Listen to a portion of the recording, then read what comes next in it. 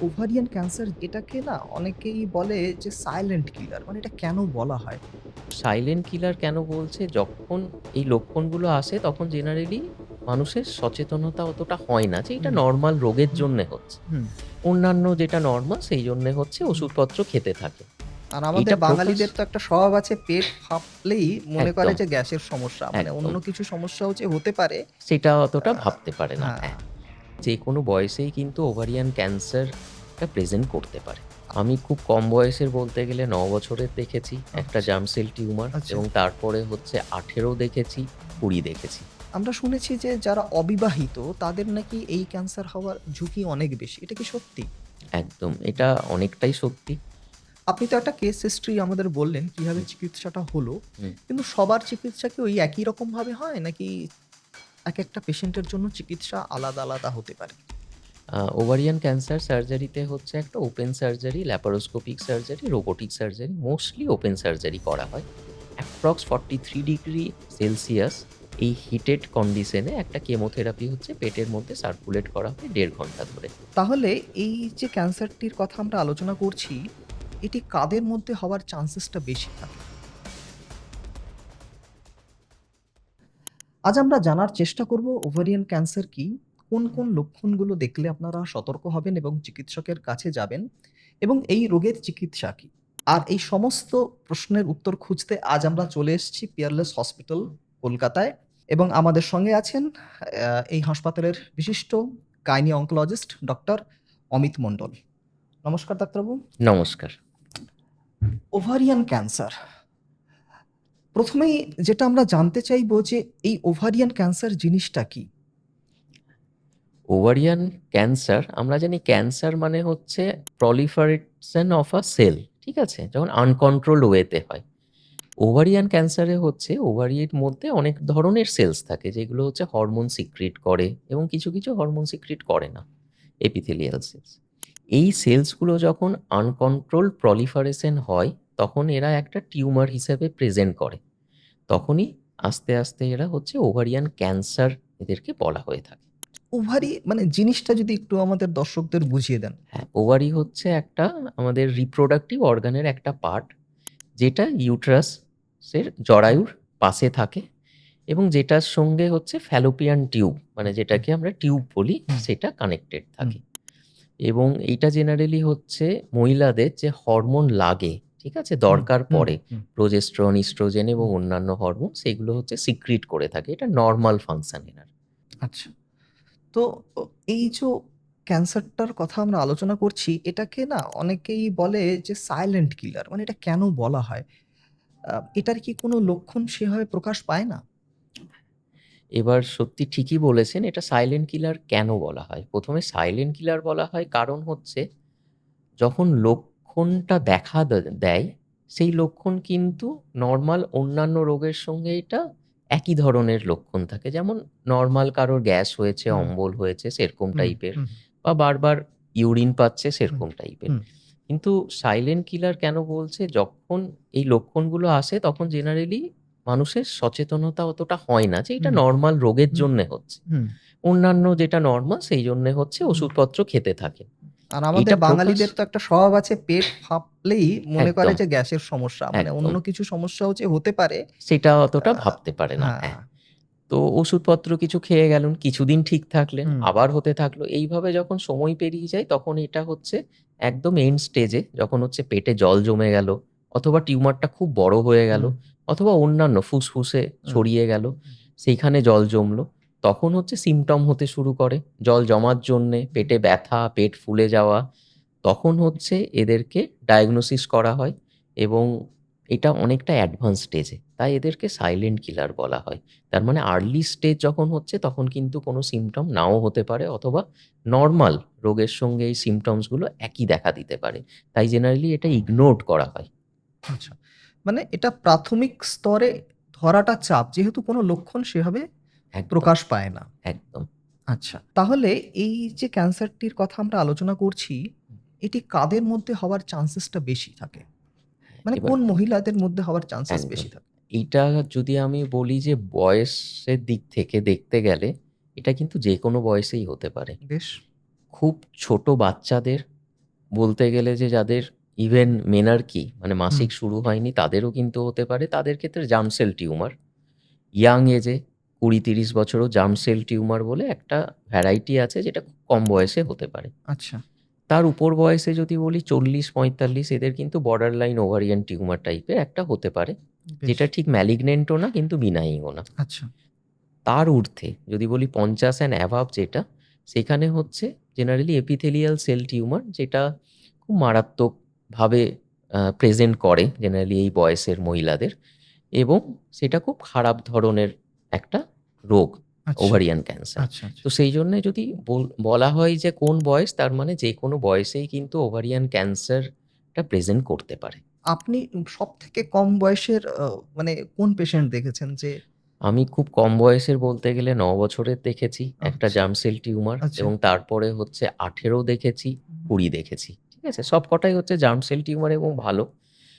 এক ধরনের খারাপ টিউমার দেখেছি ১৭ বছর বয়সের। হুম, ঠিক আছে? সেটাও one type of germ cell tumour ছিল কিন্তু খুব খারাপ। যেটা ঠিক ৬ মাসের মধ্যেই হচ্ছে লাংসে ছড়িয়ে পড়ে মেয়েটির এবং তাকে আর বাঁচানো যায়নি। ঠিক আছে? আচ্ছা।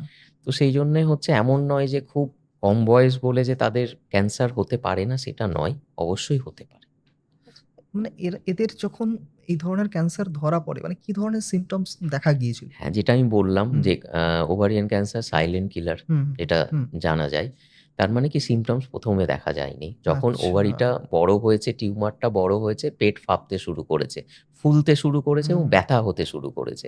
জেনারেলি যদি বলি কোনো সিম্পটম নেই হুম, বলাটা ভুল হবে। সিম্পটম যেগুলো ইগনোর করে থাকি। যেমন হচ্ছে পেট ফেঁপে যাওয়া বা হজম হচ্ছে না, হুম। পেটটা ফুলে থাকছে খেলে। অথবা বারবার পেচ্ছাপ পাচ্ছে, আচ্ছা, করতে আচ্ছা, হচ্ছে, আচ্ছা, আচ্ছা। ইউরিনেশন এবং হঠাৎ পেটে ব্যথা কিন্তু সেটা নিজে থেকেই ঠিক হয়ে গেল বা ওষুধ খেলাম ঠিক হয়ে গেল। এই ব্যথার জন্যে বা এই সিম্পটমস গুলোর জন্য আমরা কোনো আল্ট্রাসাউন্ড বা কিছু করালাম না। তার মানে এটা হয়তো ছোট ছিল সেই হুম। সময়। এবার আরো কিছুদিন পরে ৬ মাস, ৮ মাস, ১ বছর পর এটা বড় আকারে আমাদের কাছে এলো। ঠিক আছে? এইভাবেই হচ্ছে সেই জন্যেই এদের সিম্পটমস গুলো ঠিক প্রপার থাকে না।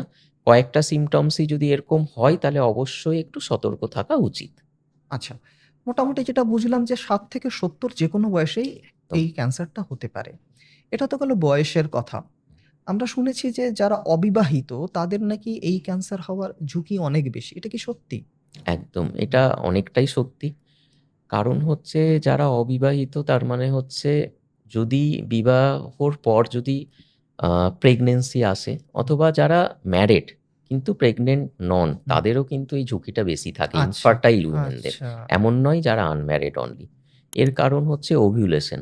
আমাদের বারবার হচ্ছে মহিলাদের হুম, ওভিউলেশন প্রত্যেক মাসে হতে হুম, থাকে।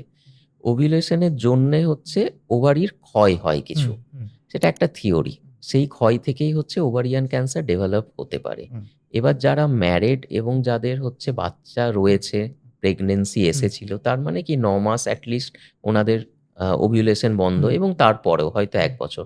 তার মানে অনেকদিন বন্ধ, তার মানে হচ্ছে ওভারিটা আমাদের একটা রেস্টিং পজিশন এ আসতে পারছে। বুঝতে তাদের পেরেছি। ক্ষেত্রে অনেকটাই হচ্ছে কম দেখা গেছে। মানে যেহেতু প্রেগন্যান্সি আসলে পরে ৯ টা মাসের একটা রেস্ট থাকে একদম ওভারির এবং যেটা পরবর্তীকালে ওভারিয়ান ক্যান্সার প্রিভেন্ট হতে করতে পারে। পারে। হ্যাঁ। আচ্ছা প্রিভেনশন এর কথা যখন বলছি তখন মানে এটার কি কোনো স্ক্রিনিং এর ব্যবস্থা আছে যার মাধ্যমে আমরা আগেভাগে ধরতে পারি এই রোগটা? এটাতে আসলে স্ক্রিনিং এর জন্যে অনেক চেষ্টা হয়েছিল, ট্রায়ালস হয়েছিল। হুম, কিন্তু দেখা গেছে যে স্ক্রিনিং করে কোনো লাভ হয়নি। কেন? স্ক্রিনিং কিভাবে করা হয়েছিল? আল্ট্রাসাউন্ড CA-125 হুম, দিয়ে। এবং সেটাতে দেখা গেছে যখন আমরা ৩ মাস বা ৬ মাস অন্তর এই হুম, স্ক্রিনিং গুলো আমরা রিপিট করছি হুম, হুম, CA-125 হুম, ভ্যালু বলুন অথবা আল্ট্রাসাউন্ড। তখন দেখা যাচ্ছে যে পেশেন্টের ক্যান্সারটা হয়েছে তাদের ঠিক মাঝখানে। তার মানে আমরা যখন ৬ মাস পর আল্ট্রাসাউন্ড করছি তখন দেখা যাচ্ছে যে একটা ক্যান্সার হয়ে আছে। তার মানে কি একটা মাঝখানেই হচ্ছে ক্যান্সারটা হয়ে যাচ্ছে। আমরা কিন্তু একে ডিটেক্ট করতে পারছি না। কারণ এর প্রপার কোনো কারণ নেই। যেটা সার্ভাইকাল ক্যান্সারের ক্ষেত্রে যেটা আমরা জানি হুম, হুম, একটা ভাইরাস দ্বারা হয় হুম, এবং সেই ভাইরাসটাকে আমরা ডিটেক্ট করতে পারি হুম, এবং সার্ভাইকাল ক্যান্সারে হচ্ছে এই ভাইরাসটা শরীরে এলে এটা যদি থেকে যায় ১০ থেকে ১৫ বছর তবেই ক্যান্সার হতে পারে। তার মানে হুম, আমাদের হাতে সময় থাকছে। কিন্তু ওভারিয়ান ইয়েস। ক্যান্সারের ক্ষেত্রে হুম, কোনো ভাইরাস তো নেই হুম, এবং হচ্ছে যে জিনিসগুলো কেন হয় সেই কারণগুলোও খুব কম। হুম, একটা জেনেটিক হতে পারে এবং নন জেনেটিক মানে স্পোরাডিক হুম, যেকোনো কারণেই হুম, যে কারোরই হতে পারে। তাই এটা ধরা খুবই মুশকিল। হ্যাঁ, অবশ্যই যাদের হাই রিস্ক আছে মানে ফ্যামিলিতে ক্যান্সার হয়েছে এরকম ব্রেস্ট ক্যান্সার অথবা ওভারিয়ান ক্যান্সার অথবা আরো কিছু ক্যান্সার যেমন লিন সিনড্রোমে দেখা হুম, যায় এন্ডোমেট্রিয়াল ক্যান্সার বা কিছু। তাদের ক্ষেত্রে অবশ্যই জেনেটিক টেস্টিং এর ব্যবস্থা রয়েছে। তারা করতে পারেন ব্লাড থেকে জেনেটিক টেস্টিং খুব সহজ।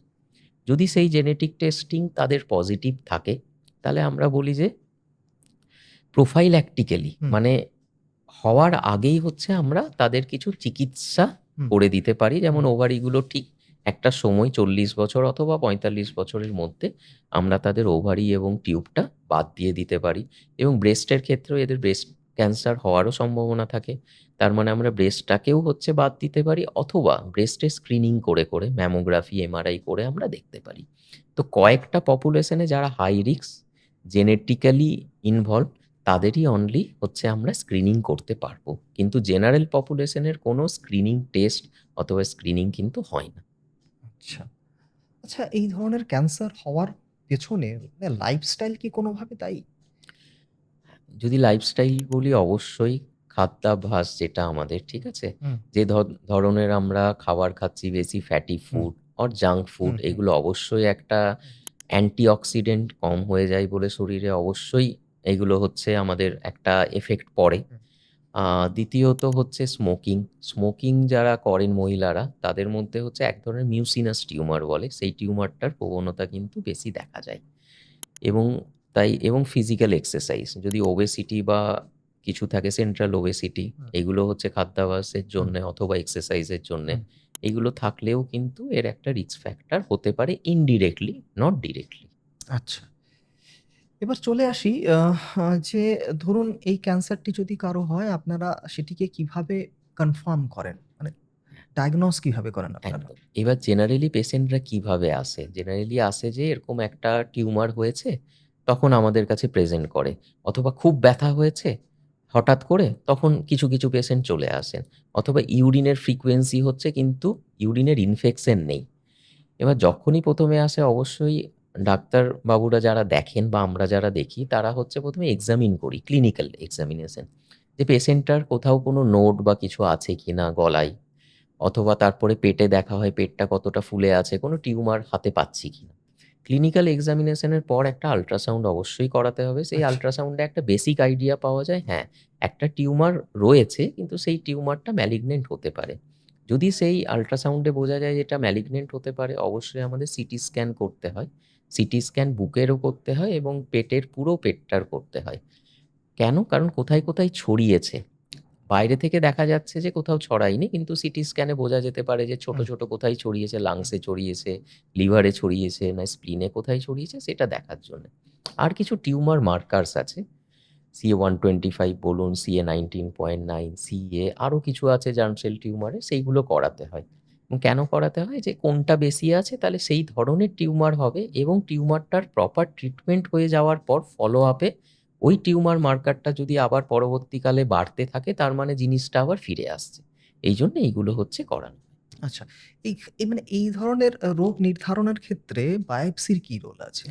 হ্যাঁ, মনে রাখবেন যে ওভারিয়ান ক্যান্সার যদি ক্লিনিক্যালি মানে দেখে অথবা সিটি স্ক্যানে খুব আর্লি স্টেজ হয়, যেখানে কিমোথেরাপি আগে দেওয়ার দরকার পড়ছে না, ১ম এ সার্জারি করতে হচ্ছে, তখন বায়োপসির কোনো রোল নেই। আচ্ছা। একমাত্র বায়োপসির রোল যদি আমরা এটা অ্যাডভান্সড বুঝি যে না, এই সময় অপারেশন করা যাবে না, হুম, আমরা কেমো দিয়ে জিনিসটাকে ছোট করে অপারেশন করতে পারি।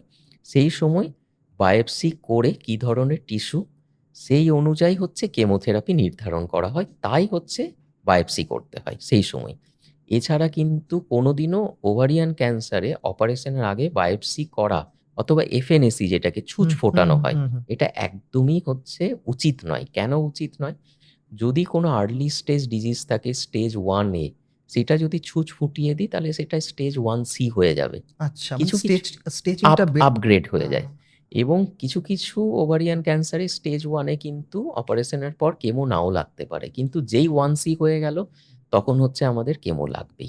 তো সেই জন্যেই অবশ্যই ওভারিয়ান ক্যান্সার হলে পরে প্রপার গাইনি অঙ্কোলজিস্ট বা অঙ্কোলজিস্টের কাছেই দেখানো, যাতে প্রপার ট্রিটমেন্টটা ইনিশিয়ালি শুরু করা যায়। আচ্ছা। আপনি বলছেন প্রপার ট্রিটমেন্টটা যাতে ইনিশিয়ালি শুরু করা যায় তার জন্য একজন গাইনি অনকোলজিস্ট বা অনকোলজিস্টের কাছে যেতে। কিন্তু সবার পক্ষে তো সেই সুবিধাটা হয় না। এক প্রচুর মফস্বলের লোক থাকেন, গ্রামগঞ্জে লোক থাকেন এবং তারা মানে একেক সময় একেকজন চিকিৎসকের কাছে পৌঁছন এবং যখন আপনাদের কাছে এসে পৌঁছন তখন অনেকটা দেরি হয়ে যায়। তো আমি সেই সমস্ত মানুষদের জন্য আমি এই প্রশ্নটা করছি যে ধরুন আমি যদি জানতে পারি যে আমার ওভারিয়ান ক্যান্সার হয়েছে, হুম। সেই মুহূর্তে আমার কি করা উচিত? কোন হাসপাতালে বা কোন সেটআপে আমাকে ছোটা উচিত?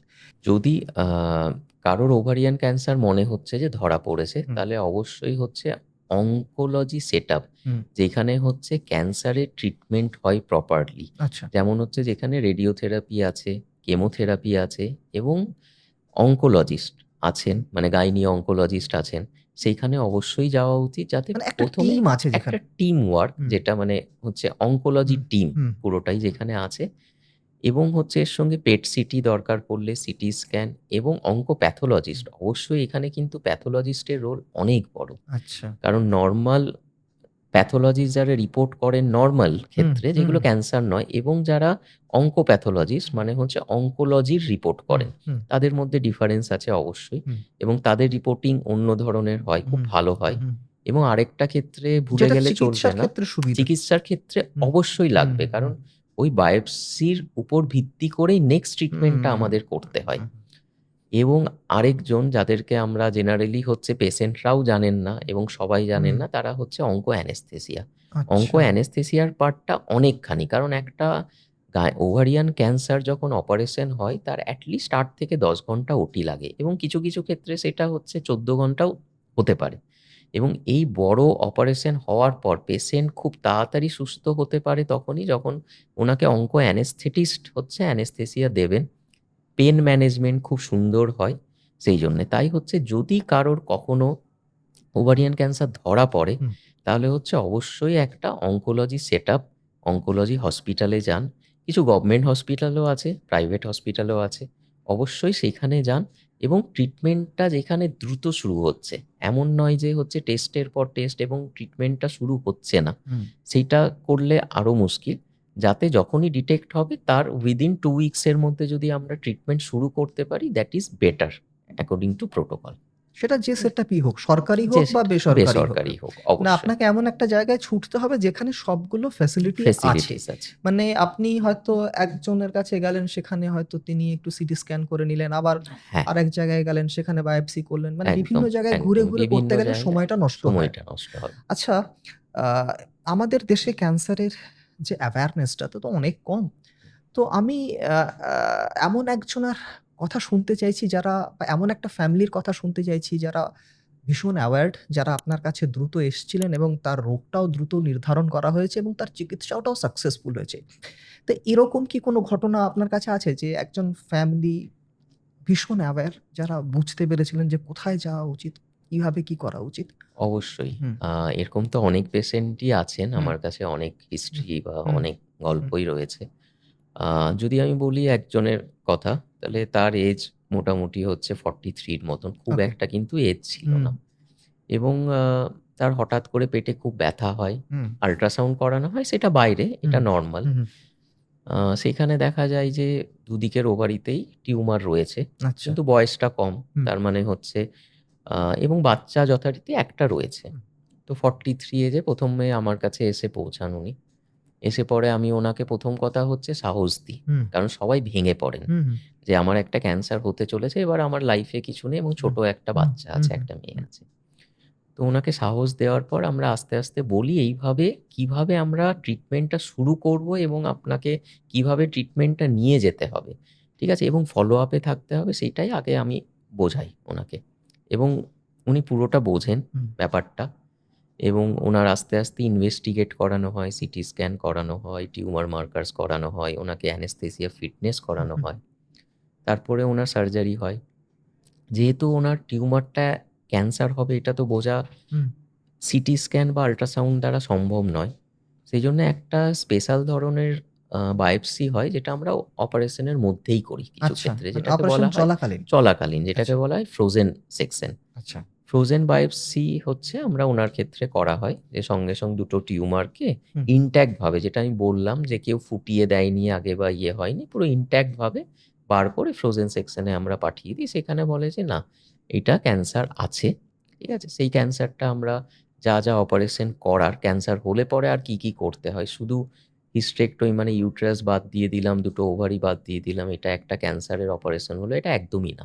এই ক্যান্সারটা মাইক্রোস্কোপিক্যালি বা চোখে যেটা দেখা যাচ্ছে খুব ছোট্ট, যেটা সিটি স্ক্যানেও হুম, ধরা পড়েনি, হুম, সেইখানে খুঁজতে হয় আমাদের যে এইখানে এইখানে প্রবণতা আছে যে ছড়ানো, যেমন লিভারের উপরে ডায়াফ্রামের কাছে কিছু জায়গা এবং লিম্ফ নোডসে, সব কিছু করার পর যেখানে যেখানে ছড়ানোর সম্ভাবনা সেইগুলোকে আমরা দেখে বাদ দিয়ে তারপরে হচ্ছে এইগুলোকে বায়োপসিতে পাঠানো হয়। ওটিটা কমপ্লিট হলো। হওয়ার পর জেনারেলি ওনার রিপোর্ট এসছে ২ সপ্তাহ পর, জেনারেলি সব রিপোর্ট আসে। আসার পর ওনার কেমোথেরাপি অবশ্যই লেগেছে। কিন্তু উনি যেটা বললাম যে আমি ১ম এই যেহেতু কাউন্সেলিং করে হুম, হুম, রেখেছিলাম, এইভাবে এগোতে হবে। উনি অলরেডি মেন্টালি প্রিপেয়ার্ড ছিলেন যে কেমোথেরাপি নিতে হতে পারে। তারপরে কেমোথেরাপি নিয়েছেন। কেমোথেরাপি 6 সাইকেলস চলেছে। তারপরে উনি রেগুলার ফলো আপে আছেন। এখন প্রায় ওনার ৩.৫ বছর হয়ে গেল। এখনো কিন্তু কোনো রেকারেন্স আসেনি। কিন্তু উনি রিগোরাসলি আমার কাছে ফলো আপ করে যান। এখনো বলেননি যে ফলো আপটা মাস্ট করতেই হবে। ঠিক আছে? যদি এর মধ্যে কখনো কোনো ফিরে আসে হুম। রোগটা আবার, তার আবার চিকিৎসা আছে অবশ্যই, এবং উনি ভালো থাকবেন। আপনি তো একটা কেস হিস্ট্রি আমাদের বললেন কিভাবে হুম, চিকিৎসাটা হলো। হুম। কিন্তু সবার চিকিৎসা কি ওই একই রকমভাবে হয়? নাকি একেকটা পেশেন্টের জন্য চিকিৎসা আলাদা, আলাদা হতে পারে? না, এবার সার্জিক্যাল টেকনিকস যদি আমি বলি যে advancement in ovarian cancer surgery. Ovarian cancer সার্জারিতে হচ্ছে একটা open surgery, laparoscopic surgery, robotic surgery, mostly open surgery করা হয়। এবং যেটা বললাম এক্সটেনসিভ সার্জারি অনেকটা এটা সময় লাগে। সার্জিক্যাল পার্ট আপনি এটা বলছেন। সার্জিক্যাল হুম, পার্ট হলো, এবং সার্জিক্যাল পার্টের মধ্যেই হচ্ছে এক ধরনের আ ডেভেলপমেন্ট যদি বলি, অ্যাডভান্সমেন্ট, হুম। সেটা হচ্ছে হাইপেক মানে হিটেড ইন্ট্রাপেরিটোনিয়াল কেমোথেরাপি। মানে এই বিষয়টা যদি এই একটু হ্যাঁ, এটা হচ্ছে কিছু, কিছু ক্ষেত্রে আমাদের দেওয়া হয়। পেরিটোনিয়াল ওভারিয়ান ক্যান্সার কেমো পেয়ে তারপরে হচ্ছে আমরা অপারেশন করছি। ৩ টে সাইকেল বা ৪ টে সাইকেল। তখন দেখা গেছে যদি হাইপেক এই চিকিৎসাটা আমরা দিই, এটার মানে হচ্ছে যখন অপারেশন পুরো হয়ে যাবে এবং অপারেশনের চলাকালীন মানে সব ডিজিজ আমরা রিমুভ করতে পারলাম, তখন একটা মেশিন আছে। সেইটার মাধ্যমে অ্যাপ্রক্স 43 ডিগ্রি সেলসিয়াস এই হিটেড কন্ডিশনে একটা কেমোথেরাপি হচ্ছে পেটের মধ্যে সার্কুলেট করা হয় ১.৫ ঘন্টা ধরে। আচ্ছা। এতে সুবিধাটা কি হয়? এতে হচ্ছে যে মাইক্রোস্কোপিক যে ডিজিজগুলো আমাদের পেটের মধ্যে রয়েছে, হুম, পেটের দিক হুম, হুম। থেকে, সেই কেমোথেরাপিটা পেনিট্রেট করতে পারে। যেটা হচ্ছে ব্লাডে দিলে পরে এই পেনিট্রেশনটা অতটা থাকে না। এবং এটার দিলে পরে সারভাইভাল মানে আ সেই পেশেন্টটি হচ্ছে কতদিন ভালো থাকবে সেটা অনেকটাই, কিন্তু অনেক মাসে এটা বেড়ে যায়। প্রায় ১-১.৫ বছরের উপর হচ্ছে এটা বেনিফিট দেখা গেছে যখন এটা করা হবে এবং করা হবে না এর মধ্যে। আরো যদি অ্যাডভান্সমেন্ট বলি, তাহলে হচ্ছে কিছু ক্ষেত্রে, যেই ক্ষেত্রে হচ্ছে অপারেশন করা যাচ্ছে না, প্যালিয়েটিভ হয়ে গেছে শেষের দিকে, বারবার পেটে জল জমছে। কেমোথেরাপি ৩-৪ টে সাইকেল নেওয়া হচ্ছে কিন্তু তাতেও কাজ হচ্ছে না। হুম। তখন হচ্ছে পাইপ্যাক বলে একটা জিনিস হয় যে প্রেসারাইজড ইন্ট্রাপেরিটোনিয়াল কেমোথেরাপি। এটা জাস্ট ল্যাপারোস্কোপির মতন একটা একটা কেমোথেরাপি এরোজল হিসাবে হচ্ছে পেটের মধ্যে ছড়িয়ে পড়ে এবং সেটা আস্তে, আস্তে হচ্ছে সেটিংস ৩-৪ টে সেটিংস এর পরই বোঝা যায় যে এটা আস্তে, আস্তে ডিজিজটা অনেক ক্ষেত্রে কিন্তু কম হতে পারে। তো তাই হচ্ছে এগুলো হচ্ছে সার্জিক্যাল ভ্যারাইটিস। অনেক ধরনের মানে সার্জিক্যাল প্রসিডিওর। প্রত্যেকটাই এখানে কলকাতাতে হয় এবং রয়েছে। প্রত্যেকটাই ফ্যাসিলিটি। আর যদি বলি কেমোথেরাপি, কেমোথেরাপি অবশ্যই অ্যাডভান্সমেন্ট এসছে। কিছু, কিছু ইমিউনোথেরাপি এসছে, টার্গেটেড থেরাপি এসছে। তো এইগুলো নিলে পরে দেখা গেছে যে পেশেন্টের সারভাইভাল অনেকটাই অপারেশনের পর বেড়েছে, যেখানে ইন্ডিকেটেড। এমন নয় যে সব ক্ষেত্রেই ইমিউনোথেরাপি প্রযোজ্য হবে অথবা সব ক্ষেত্রেই কেমোথেরাপি দিতে হবে। আচ্ছা, হুম, আপনি বলছিলেন যে সার্জারি করে ওভারিটা বাদ দিয়ে দেওয়া হয় এবং এটা যেকোনো বয়সে হতে পারে। তাহলে যারা মা হননি বা মানে অল্প বয়সী মেয়েদের কথা বলছি আমি। তো তাহলে তাদের ক্ষেত্রে কি হবে? তারা তো পরবর্তীকালে আর মা হতে পারবে না। তাদের জন্য কি কোনো ব্যবস্থা বা কোনো রকম উপায় কি আছে? একদম। এবার আ যারা মা হতে চাইছেন এবং যাদের বাচ্চা এখনো নেই, হুম, তাদের ক্যান্সার ধরা পড়লো। হুম, এবার আমাদের ডিটেক্ট করতে হয় যে কী ধরনের ক্যান্সার হুম, প্রথমে। হুম, কিছু কিছু ক্যান্সার খুব ভালো ভ্যারাইটিস, হুম, যেগুলোতে আমরা বলি যে হ্যাঁ, এটাতে হচ্ছে আমরা একদিকের ওভারি হুম, রেখে দিতে পারি। ঠিক আছে? হয়তো একদিকের ওভারিতে হয়েছে, আরেক দিকের ওভারিতে হয়নি হুম, এবং জরায়ুতেও হয়নি। তো হুম, জরায়ু এবং আরেক দিকের ওভারি রেখে দিতে পারি হুম, হুম, পরবর্তীকালে। কিন্তু বাদবাকি আর যা, যা করতে হবে অপারেশনের সময় সেইটা করা হলো। তারপরে ওনারা মা হয়ে গেলেন এবং তারপরে ফলো আপে থাকলেন। হুম, দরকার পড়লে আরেক দিকের ওভারি আর ইউটেরাসটা পরবর্তীকালে আমরা বাদ দিয়ে দিলাম। ওকে। এবং কিছু ক্ষেত্রে যেগুলো খুব অ্যাগ্রেসিভ টাইপের টিউমার, খুব অ্যাগ্রেসিভ, যেগুলোতে আমরা ওভারি রাখতেই পারবো না। আচ্ছা। সেই ক্ষেত্রে আমরা অনেক সময় ওনাদেরকে বলি যে ওভারি না রাখলেও আমরা ওভাম প্রিজার্ভেশন করতে পারি। যেটা কিছু টাইম লাগে, ১ মাস হোক বা ১.৫ মাস হোক। হুম, সেটা ওভামটা গুড কোয়ালিটি ওভাম আমরা রেখে দিলাম, হুম, অপারেশন করে দিলাম। হুম, আইদার ইউটেরাস যদি রাখা যায় ইউটেরাস রাখবো। তাহলে ওনার ইউটেরাসেই হচ্ছে পরবর্তীকালে আমরা ফার্টিলাইজেশন করিয়ে সেই এমব্রায়োটা ওইখানে ট্রান্সপ্ল্যান্ট করলাম আইভিএফ এর মাধ্যমে। এবং যদি ইউটেরাসও না রাখি, তাহলে হচ্ছে আমরা সারোগেসির জন্যে ওনাদেরকে কাউন্সেলিং করি যে অন্য কারো গর্ভধারণ। বুঝতে ঠিক পেরেছি। আছে? তো এইভাবে মানে কিন্তু তিনি মানে বায়োলজিক্যাল মাদারই। বায়োলজিক্যাল মাদারই হবেন। হুম, ঠিক আছে? হুম। তো সেই জন্যে হচ্ছে এখন অবশ্যই প্রসিডিওর যেহেতু এত অ্যাডভান্স টেকনিকস চলে এসছে, তো সবকিছুই আমরা করতে পারি এক্ষেত্রে। অর্থাৎ মানে এটা সম্ভব। মানে যদি অবশ্যই মানে সম্ভব। আচ্ছা। মানে এমন নয় যে আপনি আর মাই হতে পারবেন না। না, আপনার নিজের ডিম্বাণু আপনি সংরক্ষিত রাখবেন এবং অবশ্যই। পরবর্তীকালে আপনি চাইলে মা একদম, হতে পারেন। একদম। আচ্ছা, আরো একটা জিনিস আমি জানতে চাইবো আপনার কাছে। আমাদের ভারতীয় কেন সমস্ত পৃথিবীর সমস্ত মহিলারাই কন্ট্রাসেপ্টিভ পিলস নিয়ে থাকেন। হুম, এক্ষেত্রে ২ ধরনের পিলস নিয়ে থাকেন। এক ধরনের পিলস যেটা খুব ইজিলি অ্যাভেইলেবল হুম, আ এবং ওই 24-48 নামে পাওয়া যায়। এটা হুম, একটা আছে এমার্জেন্সি। এটা ইদানিংকালে দেখি যে মানে ডাক্তারের প্রেসক্রিপশন ছাড়াই যথেচ্ছভাবে ব্যবহার হচ্ছে। হুম, এটা একটা। আরেকটা হচ্ছে রেগুলার পিলস, যেটা হুম, ডাক্তারের পরামর্শ অনুসারেই মহিলারা নিয়ে থাকেন। হুম। তো এই ২ ধরনের পিলের ব্যবহারের ফলে কখনো কি ওভারিয়ান ক্যান্সার হতে পারে? হ্যাঁ, এবার যদি আমরা দেখি যে ২ ধরনের বলতে গেলে যেটা হচ্ছে আমরা প্রত্যেক মাসে, মাসে যে হুম, পিলস গুলো ইউজ করা হয় আ মেনস্ট্রুয়াল সাইকেল রেগুলারাইজেশন এর জন্যে অথবা হুম, বাচ্চা যাতে না হুম, আসে হুম, সেই জন্যে, যদি এটা লং টার্ম ইউজ হুম, করা হয়, বলা হয়েছে যে ১০ থেকে ১৫ বছর হুম। মোস্টলি। তখন কিন্তু একটা রিস্ক ফ্যাক্টর ওভারিয়ান ক্যান্সারে থাকতেই পারে। ঠিক আছে? আচ্ছা, ইভেন ব্রেস্ট ক্যান্সারেরও থাকতে পারে। যেহেতু ওভারি আর ব্রেস্ট ক্যান্সার খুব একইভাবেই হয় দুটো। তো সেই জন্যেই হচ্ছে আ যখন ইন্ডিকেটেড, অবশ্যই এমন নয় যে হরমোন, তার মানে কি আমি হরমোনাল পিলস খেতে পারবো না? অবশ্যই খেতে পারবেন। কিন্তু এমন না হয় যাতে আনকন্ট্রোলড বা আনরেগুলারাইজড। অবশ্যই ডাক্তারবাবুর পরামর্শ নিয়েই কিন্তু সেটা চালিয়ে যান। কতদিন চালাতে হবে বা রিস্ক ফ্যাক্টর কিছু থাকলে সেগুলো কিভাবে অ্যাসেস করতে হবে, যাতে অবশ্যই ডাক্তারবাবুর পরামর্শে রেখে হচ্ছে পিলসগুলো কিন্তু খাওয়া উচিত। সেটা যে পিলসই হোক যে না কেন। পিলসই হোক, অবশ্যই। এইবার যেটা সবারই প্রশ্ন থাকবে যে এই ধরনের ক্যান্সার যদি আমার হয় এবং আমি যদি চিকিৎসা হয়, তারপরে আমি আর কতদিন বেঁচে থাকতে পারবো বা আবার এটা কবে ফিরে আসতে পারে? এবার যদি বলি ওভারিয়ান ক্যান্সারের কিন্তু অনেক ধরনের ভ্যারাইটি আছে, যেটা বলছিলাম। কম বয়সে একটা জার্ম সেল টিউমার হয়, হুম, তারপরে বর্ডার লাইন টিউমার হয়, তারপরে হুম, এপিথেলিয়াল। সবার কিন্তু প্রগনোসিস আলাদা ধরনের। জার্ম সেল টিউমার খুব ভালো ধরনের, যেহেতু কেমো রেসপন্সিভ এবং হুম, হুম, কম বয়সে হয় হুম, এবং তারা আফটার সার্জারি অ্যান্ড কেমোথেরাপি তারা কিন্তু মাও হতে পারে হুম, এবং অনেক দিন হুম, পর্যন্ত এদের হুম, রেকারেন্স ফ্রি ডিজিজ থাকতে পারে। হুম, কিন্তু যেগুলো এপিথেলিয়াল টিউমার খুব বয়সকালে হচ্ছে, অবশ্যই তাদের প্রগনোসিসটা খুব ভালো হয় না। জেনারেলি বলা হয়, ওভারঅল যদি বলি আমি, ওভারিয়ান ক্যান্সারের survival stage 1 A about 90 to 95% হয়। স্টেজ 2 তে যদি বলি, তাহলে এটা চলে আসে 60% এর মতন। স্টেজ 3 তে চলে আসে অ্যাবাউট 40 to 45। স্টেজ 4 যে হয় 25 to 30। তাই যত স্টেজ এগোতে থাকবে প্রগনোসিস মানে সারভাইভাল হচ্ছে কমতে থাকবে এবং প্রগনোসিস খারাপ সেটা হতে সব থাকবে। ক্যান্সারের ক্ষেত্রেই। সব ক্ষেত্রেই। তো এইটাও হচ্ছে সেই ধরনের। কিন্তু মনে রাখতে হবে ওভারিয়ান ক্যান্সার মানেই যে আমার খারাপ ধরনের ওভারিয়ান ক্যান্সারটা হয়েছে সেটা নয়।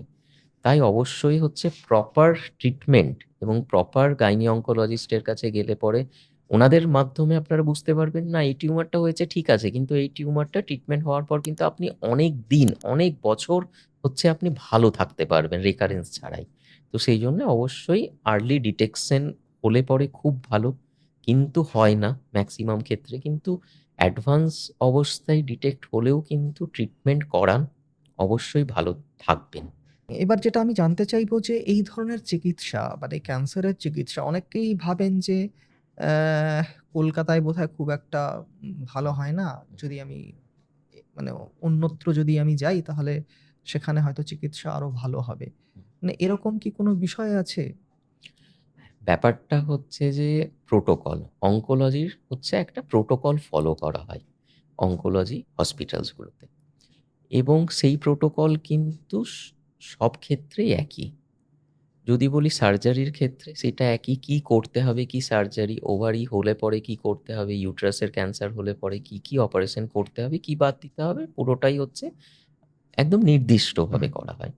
এবং যদি কেমোথেরাপি বলি হুম, তাহলে হচ্ছে ওভারিয়ান কোন টাইপের হুম, ক্যান্সারের হুম, জন্য কি কেমোথেরাপি বা হুম, ইমিউনোথেরাপি বা হুম, টার্গেটেড হুম, থেরাপি, হুম, এগুলো কিন্তু অলরেডি নির্ধারণ করা হুম, হয়েছে। হুম, এবার সেই জন্য এখন কলকাতায় যে হাসপাতালে এদের চিকিৎসা করা হয় এবং আমাদের হাসপাতালেও যেটা চিকিৎসা হুম, করা হয়, হুম, সব ফ্যাসিলিটিসই হচ্ছে রয়েছে কলকাতায়। এর জন্যে কিন্তু বাইরে গিয়ে দেখানোর কোনো প্রয়োজন আমি মনে করি না। এক নাম্বার হচ্ছে বাইরে গিয়ে দেখানোর পর যে ফলো আপটা হয়, সেই ক্ষেত্রে কিন্তু অনেকেই পিছিয়ে পড়েন। যে আবার ফলো আপে আমাকে যেতে হবে, এক্স্যাক্টলি। সেইটা। কিন্তু ফলো আপ না করিয়ে সেটা তো আর থাকতে পারে না। কারণ হচ্ছে ফলো আপ না করালে জিনিসটা কখন ফিরে আসবে কেউ কেউ জানে না। জানে না। তাই হচ্ছে অবশ্যই আমার যদি মত বলেন, অবশ্যই বাড়ির কাছে যে হাসপাতাল যেখানে সব ফ্যাসিলিটিস আছে সেইখানেই করান। কারণ হচ্ছে এই ক্ষেত্রে হচ্ছে আপনার লজিস্টিক সাপোর্টস হচ্ছে রয়েছে। আপনি বাড়িটা পুরো দেখতে পারবেন নিজের। এই ট্রিটমেন্ট তো এমন নয় যে ১-২ দিনে শেষ হয়ে হুম, যাবে। হুম, এটা হুম, কিছুদিন চলবেই। হুম, হুম। এবং এই লং টার্ম ট্রিটমেন্টের জন্য এবং ফলো আপ যাতে করতে পারেন। তাই এখন যে অঙ্কোলজি হসপিটালসগুলো রয়েছে, অঙ্কো সেন্টার্স, ট্রিটমেন্ট প্রোটোকল কিন্তু সব জায়গায় সেম। তাই অন্য জায়গায় যাওয়ার কিন্তু বিন্দুমাত্র আর দরকার পড়ছে না এখন। আসলে এই প্রশ্নটা আমরা মোটামুটি সবাইকেই করি। কারণ আমরা দেখেছি যে বহু মানুষ আছেন যারা একটা সময় তো লোকজনের কথা শুনে চলে যান। তারপরে ট্রিটমেন্টটা ইনকমপ্লিট রেখে আবার তারা ফিরে একদম, আসেন। আবার তারা একদম, কলকাতা বা আশেপাশের একদম, কোনো একটা হাসপাতালে আবার চিকিৎসা শুরু করেন এবং তাতে দেখা যায় যে চিকিৎসার যে আউটকাম যেটা হওয়া উচিত ছিল সেটা হয় না। একদম। তো অ্যাওয়ারনেস ছড়ানো আমাদের কাজ। আমরা চেষ্টা করব মানে মানুষজনকে এটা বোঝানোর যে আপনার যদি ক্যান্সার হয় তাহলে আপনি কোথায় যাবেন। যেটা আপনি খুব সুন্দরভাবে আমাদের বুঝিয়ে দিলেন। আচ্ছা, ছোট, ছোট কিছু প্রশ্ন আছে যেগুলো আমি আপনাকে জিজ্ঞাসা করব। আ সেটা হচ্ছে যে ওভারিয়ান ক্যান্সার কি কোনোভাবে প্রিভেন্টেবল? যেমন আমরা দেখেছি আ বেশ কিছু গাইনোকোলজিক্যাল ক্যান্সার আছে, বিভিন্ন ভ্যাকসিন আছে। হুম। এরকম কি কিছু আছে? না, ওভারিয়ান ক্যান্সার কখনো প্রিভেন্ট করা যাবে না। হুম, ওকে। মানে এটা প্রিভেন্টেবল প্রিভেন্টেবল নয় একদমই নয়। নয়। আচ্ছা। আচ্ছা, এটা কি মানে অলওয়েজ হেরিডিটারি? না, একদমই না, যেটা বললাম কিছু স্পোরাডিক, কিছু হচ্ছে হেরিডিটারি। ওকে। ঠিক আছে? এবার হেরিডিটারির মধ্যে কার হবে সেটা হুম, বলাটা খুব মুশকিল। হুম। কিন্তু ফ্যামিলি হিস্ট্রি যদি থাকে কারো ওভারিয়ান ক্যান্সার অথবা ব্রেস্ট ক্যান্সারে, তাদের হচ্ছে প্রবণতা বেশি থাকে হওয়ার। 3rd কোয়েশ্চেনটা অলরেডি আপনি বলে দিয়েছেন, তবুও আমি জিজ্ঞাসা করছি সেটা হচ্ছে ৪০ না হলে ওভারিয়ান ক্যান্সার হয় না। না, কথাটা একদমই ভুল। কারণ কম বয়সেও কিন্তু ওভারিয়ান ক্যান্সার হতে পারে। আচ্ছা। আর এই ক্যান্সারের কোনো লক্ষণই প্রকাশ পায় না। একদম। তাই একে সাইলেন্ট কিলারই বলা হয়। আচ্ছা। তার মানে এটা ঠিক। একদম। একদম ঠিক। তো আমাদের এই অনুষ্ঠানটি ধরুন স্যার বিভিন্ন জায়গা থেকে দেখছেন মানুষজন ভারত, বাংলাদেশ, মায়ানমার বিভিন্ন জায়গা থেকে দেখছেন এবং এদের মধ্যে বহু মহিলাই আছেন হয়তো রোজ হয়তো একটা করে গ্যাসের ওষুধ খাচ্ছেন, ভাবছেন হয়তো গ্যাসেরই সমস্যা। বা অনেকে আছেন যাদের সদ্য ধরা পড়েছে ওভারিয়ান ক্যান্সার। তাদের উদ্দেশ্যে আপনার কি বার্তা থাকবে? আ যে বললাম যে সিম্পটমস গুলো, যেগুলো সিম্পটমস হয়ই না কিন্তু নরমাল, যেটা গ্যাসের মতন একটা ব্যথা হচ্ছে, পেটে ব্যথা হচ্ছে, অম্বল হচ্ছে, খেলে পেট ফেঁপে যাচ্ছে বা বারবার ইউরিনেশন হচ্ছে। যদি এরকম হতেই থাকে হুম, এবং ওষুধে সারছে না, হুম, অবশ্যই আমি বলব ডাক্তারবাবুর কাছে যান। এবং একটা আল্ট্রাসাউন্ড অবশ্যই করান, যে ইনিশিয়ালি কিছু আছে কিনা পেটে সেটা দেখার জন্যে। যদি ডিটেক্ট হয় তাহলে অবশ্যই অনকোলজিস্ট, গাইনি অনকোলজিস্টের কাছে যান এবং প্রপার ট্রিটমেন্টটা যাতে তাড়াতাড়ি শুরু করতে পারেন সেইটা করান। তাই কোনো সিম্পটমস এরকমভাবে রয়েই যাচ্ছে সেটাকে কিন্তু ফেলে রাখবেন না। ঠিক আছে? এবং যেটা বলা হয় যে এই ধরনের সিম্পটম বছরে ৩ বারের বেশি যদি হয়, তার আচ্ছা। মানে হচ্ছে অবশ্যই এটাকে গুরুত্বপূর্ণ এবং একে আপনাকে ইভ্যালুয়েট করা উচিত এবং আপনাকে দেখাতে হবে কাউকে। মানে দিনের ঠিক পর আছে? দিন গ্যাসের ওষুধ খেয়ে জিনিসটাকে আর পুষে জিনিসটাকে আর রাখবেন না। পুষে রাখবেন না। থ্যাংক ইউ সো মাচ ডাক্তারবাবু। ওভারিয়ান ক্যান্সার নিয়ে যদি এরপরও আপনাদের কোনো প্রশ্ন বা জিজ্ঞাসা থাকে, ডেসক্রিপশন বক্সে আমি একটি নাম্বার দিয়ে রাখলাম। আপনারা সেখানে যোগাযোগ করতে পারেন। আমি ডাক্তারবাবু এবং এই হাসপাতালেরও একটি নাম্বার আমি দিয়ে রাখলাম। যদি আপনাদের কখনো প্রয়োজন হয় তাহলে অবশ্যই যোগাযোগ করে নিতে পারেন। আর আপনাদের আমরা রিকোয়েস্ট করব, হতে পারে এই ভিডিওটি আপনার প্রয়োজন নেই কিন্তু অনেকের হয়তো এই ভিডিওটার দরকার আছে। তাই আমি বলব ভিডিওটি শেয়ার করুন, লাইক করুন যাতে লোকের কাছে পৌঁছায় এবং আমরা যে চেষ্টাটা এতদিন ধরে করে আসছি অর্থাৎ অ্যাওয়ারনেসটা তৈরি করা এবং অ্যাওয়ারনেসটা ছড়ানোর তাতে যেন আমরা সফল হতে পারি। আজ এই পর্যন্তই, আবার দেখা হবে অন্য কোনো দিন, অন্য কোনো এপিসোডে।